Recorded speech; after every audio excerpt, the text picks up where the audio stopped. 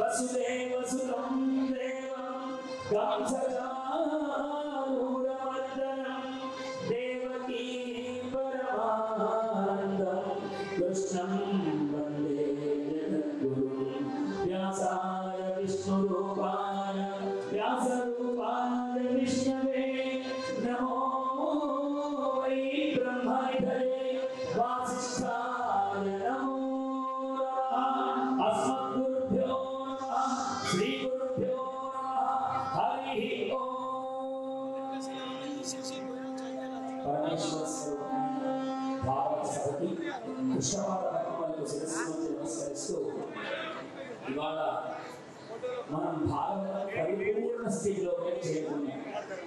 నిన్నటి వరకు సప్తాహ దీక్షగా 7 రోజులు భాగవతాన్ని పరిపూర్ణ చేసుకొని నేడు ఆ పరమాత్మ మన అందరి కళ్యాణం కోరిన వాడై భగవంతుడే తను మన ముందు ఆ అమ్మవారిని వివాహం చేసుకోబోతూ ఉన్నాడు.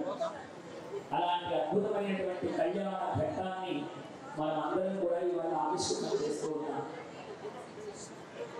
కళ్యాణము అంటే ఇక్కడ కృష్ణుడు రుక్మిణీదేవి బొమ్మలను పెట్టి కళ్యాణం చేస్తున్నాం అన్న భావనలో ఉంటే పొరపాటు.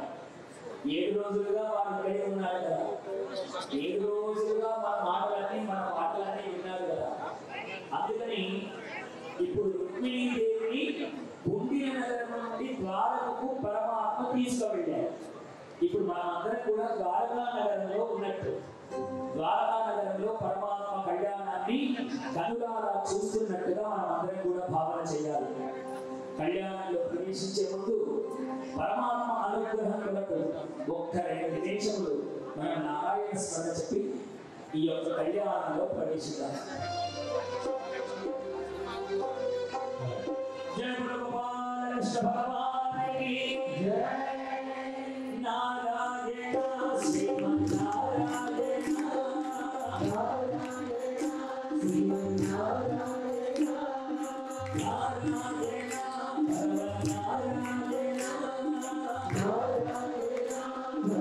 నారాయణ భగవన్ నామ సంకీర్తనము సిగ్గుపడకుండా చెప్పాలి. గుంపులో గోవిందులాగా నేనంటే నారాయణకు వినిపిస్తుందా అని అనుకున్నారా? ఇప్పుడు మీరు నారాయణ అనే పలికే పలుకు కృష్ణ పరమాత్మ